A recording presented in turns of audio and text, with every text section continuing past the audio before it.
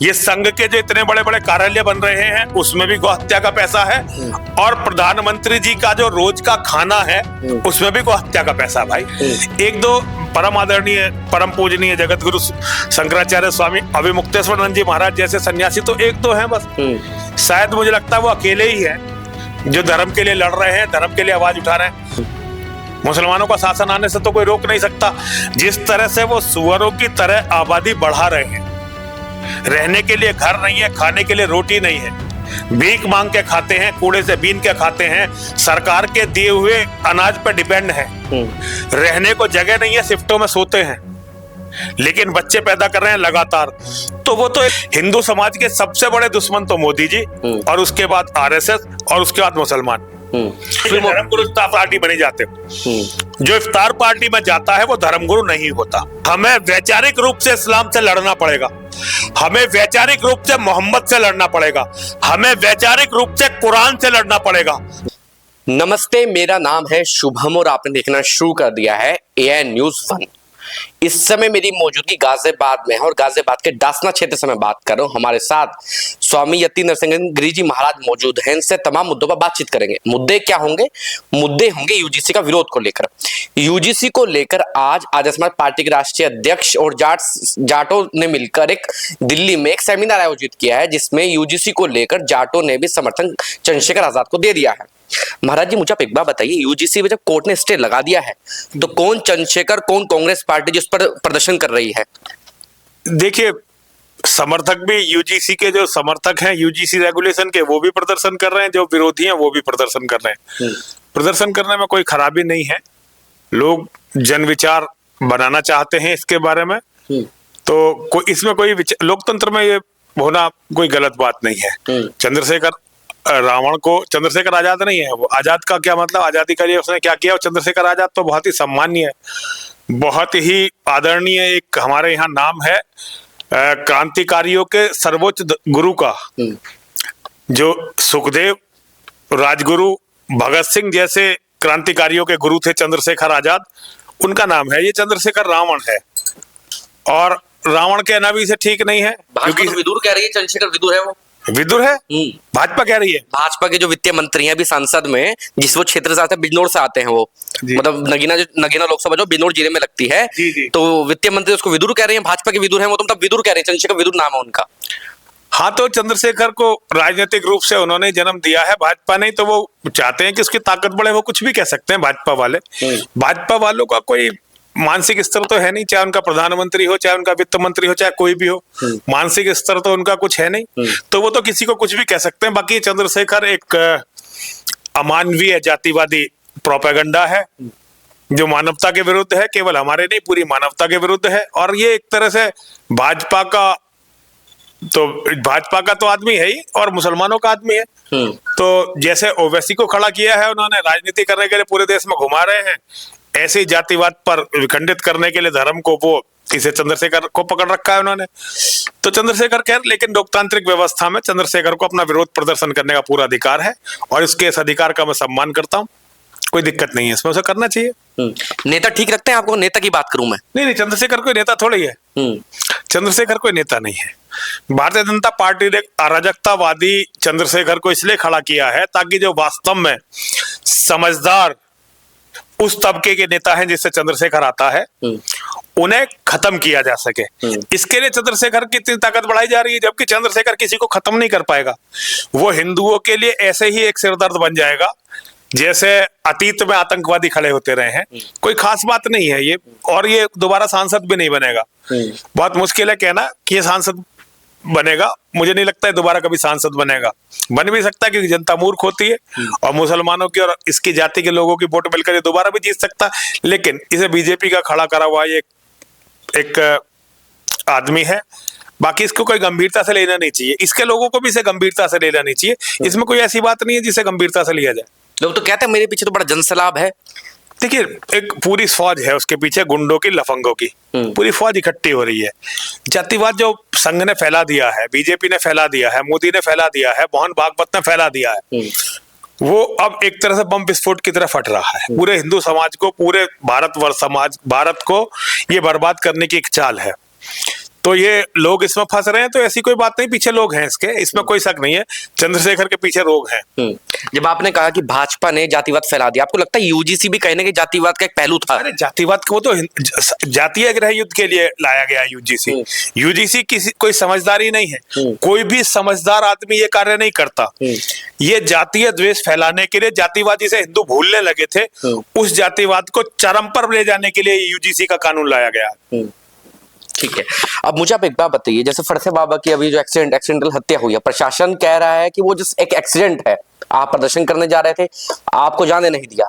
इसमें एक मेरा सवाल ये भी निकल कर आता है, जब भी कहीं ऐसे प्रदर्शन होते हैं, जब आपके समाज, संत समाज की बात आती है, आप प्रमुखता समाज जाने के तैयार, प्रशासन को समस्या क्या है आपसे, क्यों नहीं जाने देते? देखिए, प्रशासन अच्छी तरह से जानता है कि मैं जाऊंगा तो लोग उबल जाएंगे, लोग सच्चे के लिए लड़ना सीखेंगे। प्रशासन की बात नहीं है, इसमें प्रशासन की दिक्कत, प्रशासन वही कहता है जो शासन करता है। शासन है भारतीय जनता पार्टी का। भारतीय जनता पार्टी नहीं चाहती कि हिंदुओं के लिए कोई खड़ा होकर आदमी लड़े, और अगर लड़े तो वो कोई मजबूत आदमी हो। वो उन्होंने अपने जो चापलूस सारे दुनिया में भेज रखे हैं हिंदू के नाम पर, वो चाहते हैं कि हिंदुत्व के नाम पर वो ही धर्म का मूर्ख बनाते रहे, लोगों का मूर्ख बनाते रहे। तो वो मुझे कभी भी नहीं जाने देंगे। उनको मेरे जाने से उनकी पोल खुलती है, मेरे जाने से पता चलता है कि सच क्या है, झूठ क्या है। देखिए, जो प्रशासन कह रहा है, पुलिस कह रही है कि ये हत्या नहीं एक्सीडेंट है, इसका कारण समझिए। एक एक गाय जो कटती है उसमें पुलिस वालों का भी हिस्सा होता है, पुलिस वालों का भी उस गाय के कटने में हिस्सा होता है। और केवल हिस्सा ही नहीं होता, हमारे थाने, हमारे एसपी ऑफिस, हमारे डीएम ऑफिस मुसलमान दलाल चला रहे हैं, बड़े बड़े मुसलमान दलाल। उनकी पहुंच वहां सीधे बड़े अधिकारियों तक है, हिंदुओं की पहुंच कहीं भी नहीं है। हिंदुओं के तो जो आज हिंदू के नाम पर सांसद विधायक बनते हैं ना, वो भी हिंदुओं के लिए अगर कहीं किसी मुद्दे को उठाते हैं तो पुलिस वाले हड़का देते हैं, धमका देते हैं। आज एक विधायक या सांसद की इतनी औकात नहीं है कि वो किसी थानेदार को धमका सके। तो भाई, पुलिस का जो ये गुंडा राज चल रहा है, इसमें मुसलमानों के पैसे का बहुत बड़ा हाथ है, बहुत बड़ा हाथ है। तो हर गाय के मरने का, हर गाय के कटने का पैसा पुलिस को और प्रशासन को जाता है, जो भारत के प्रधानमंत्री तक बढ़ता है। केवल ये सारे अधिकारी आपस में नहीं रख लेते, ये संघ के जो इतने बड़े बड़े कार्यालय बन रहे हैं उसमें भी गौ हत्या का पैसा है, और प्रधानमंत्री जी का जो रोज का खाना है उसमें भी गौ हत्या का पैसा। भाई, गौ हत्या ये सारे मिलकर करवा रहे हैं, तो इसमें वो गौ हत्यारों का पक्ष लेंगे ही, गौ हत्यारों का पक्ष जरूर लेंगे। अगर मैं हिंदू समाज की बात करूं, देखिए हिंदू जो अगर बाहर निकल कर आप जाएंगे, आपको पता है कि हिंदू जो भाजपा का अंधभक्त बना हुआ है कहीं ना कहीं। हिंदू के पास हिंदू समाज अंधभक्त नहीं बना हुआ, हिंदुओं को सच्चाई का पता ही नहीं है। जैसे जैसे हिंदुओं को सच्चाई का पता चल रहा है, हिंदू इनके चक्रव्यूह से बाहर निकल रहा है। बहुत बड़ी तादाद में हिंदू इनके चक्रव्यूह से बाहर निकल गया है। लेकिन जाएगा कहां? अगर फॉर एग्जाम्पल इनको छोड़ दे, ये मुझे नहीं पता, मैं राजनीतिक नहीं हूँ और मैं राजनीति के हिसाब से सोचता भी नहीं हूँ। हिंदू कहीं भी जाकर मर जाए, लेकिन उसे अपने बच्चों के भविष्य के लिए लड़ना चाहिए। मैं तो केवल ये चाहता हूं, जहां राजनीति में जहां उसको ठीक लगे वोट वहीं दे। जितना नुकसान हमें इस दलगत राजनीति ने पहुंचाया है, उतना नुकसान जातिवाद ने हमें 5000 साल में भी नहीं पहुंचाया, जितना पिछले कुछ समय में ही देश की आजादी के बाद इस दलगत राजनीति ने हमें नुकसान पहुंचाया। जब ये सरकार बनी 2014 में, आपको लगता था जिस तरीके से आपके अनुसार ये लोग काम कर रहे हैं, इनका एजेंडा यही था, पहले से आपको ज्ञात था? नहीं, हमें बिल्कुल ये ज्ञात नहीं था। हम तो समझते थे कि ये आएंगे तो देश की समृद्धि के लिए काम करेंगे, सनातन की भलाई के लिए काम करेंगे, देश को बचाने के लिए काम करेंगे, लेकिन इन्होंने तो देश को बर्बादी की आग में झोंक दिया है। संत समाज में भी फूट डाल दी एक तरीके की। संत समाज में कहाँ की फूट है? संत समाज में तो कोई फूट नहीं है। संत समाज तो अपने मस्त है, संत समाज को कहाँ दिक्कत है? जो शंकराचार्य जो प्रयागराज वाला जो भी हादसा हुआ था, एक दो लोग हैं, वो एक दो लोग हैं जी, एक दो लोग ऐसे हैं जो आवाज उठा लेते हैं अभी भी। ज्यादातर लोग तो जो सरकार करती है वो उसी का समर्थन करते हैं, तो संत समाज में कोई फूट नहीं है। एक दो परम आदरणीय, परम पूजनीय जगत गुरु शंकराचार्य स्वामी अभिमुक्तेश्वरानंद जी महाराज जैसे सन्यासी तो एक दो हैं बस। शायद मुझे लगता है वो अकेले ही हैं जो धर्म के लिए लड़ रहे हैं, धर्म के लिए आवाज उठा रहे हैं। बाकी तो सब सरकार की हाँ में हाँ मिलाने में लगे हुए हैं। सर, कुछ उनके साथ में रहने वाले उनके समर्थक सन्यासी हैं, वो अलग बात है, लेकिन ज्यादातर सन्यासी राजनीति के हाथ का खिलौना बने हुए हैं। ठीक है, अब मुझे आप एक बात बताइए, अभी ओवैसी पार्टी के एक प्रदेश अध्यक्ष हैं, पार्टी के एएमएम के प्रदेश अध्यक्ष हैं यूपी के, वो कह रहे हैं कि जो लोग मुसलमानों का एनकाउंटर कर रहे हैं, हमें सिर्फ 11 विधायक दे दीजिए, आप 111 भी नहीं 11 विधायक दे दीजिए, आने वाले समय में हम उन लोगों का एनकाउंटर करेंगे। हाँ, ये तो होगा ही होगा। देखिए, ये तो होना ही होना है। जो अधिकारी अभी मुसलमानों का एनकाउंटर कर रहे हैं, जो नेता करवा रहे हैं, उनका सबका एनकाउंटर मुसलमानों के द्वारा होगा ही होगा एक दिन। वो सब चीजों को लिख के रख रहे हैं भाई, वो तो होगा ही होगा। हमारे कोई भविष्य की योजना तो हमारी है नहीं, शासन तो उनका आना ही आना है मुसलमानों का।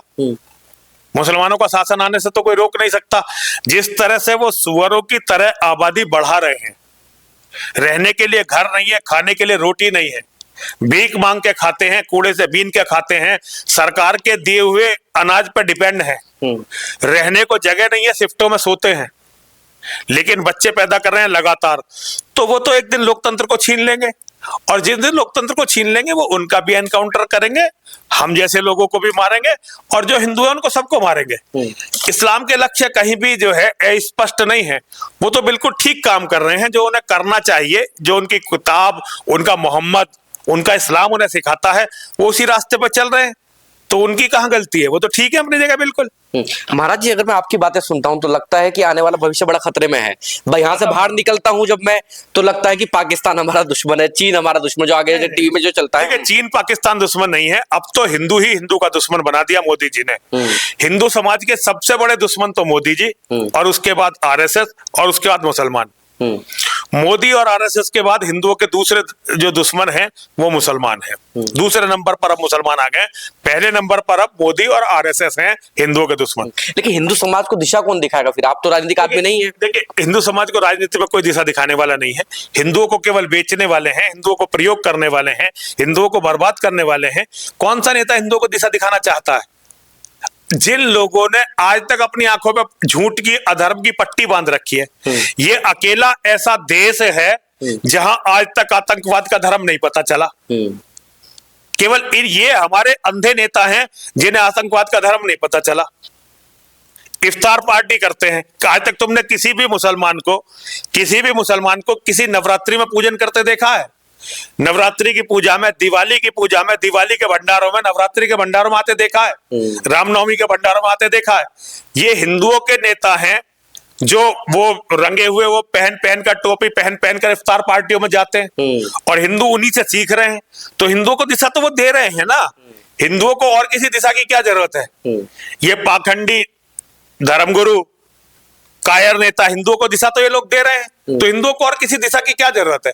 हिंदू इज्जत दिशा दे रहा है ना, तो हिंदुओं को दिशा तो कोई नेता या कोई धर्मगुरु नहीं देगा, और देगा तो गलत दिशा देगा जो उन्हें बर्बादी की तरफ लेकर जाएगी। हिंदू अगर इनसे उम्मीद करे बैठा तो हिंदू अपने इससे अच्छा आत्महत्या कर ले।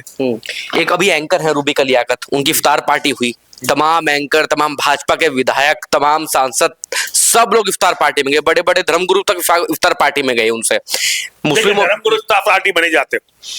जो इफ्तार पार्टी में जाता है वो धर्मगुरु नहीं होता। जो इफ्तार पार्टी में जा रहा है वो धर्मगुरु नहीं है, वो एक रंगा हुआ सियार तो हो सकता है, लेकिन जो भी किसी इफ्तार पार्टी में जा रहा है या अपने मंदिर में इफ्तार पार्टी करवा रहा है, अपने मंदिर में नमाज पढ़वा रहा है, वो धर्मगुरु नहीं हो सकता, क्योंकि इस्लाम धर्म नहीं है, इस्लाम अधर्म है, और इस्लाम का जन्म सनातन और मानवता को समाप्त करने के लिए हुआ है। आप समझ रहे हैं? इस्लाम का धर्म सनातन और मानवता को समाप्त करने के लिए हुआ है। तो जो इस्लाम के किसी भी इस तरह के धार्मिक आयोजन में जाता है या अपने यहां ये धार्मिक आयोजन करवाता है, वो हिंदू है ही नहीं, वो सनातनी है ही नहीं, वो मुसलमानों का मानसिक गुलाम है, मानवता और सनातन का दुश्मन है।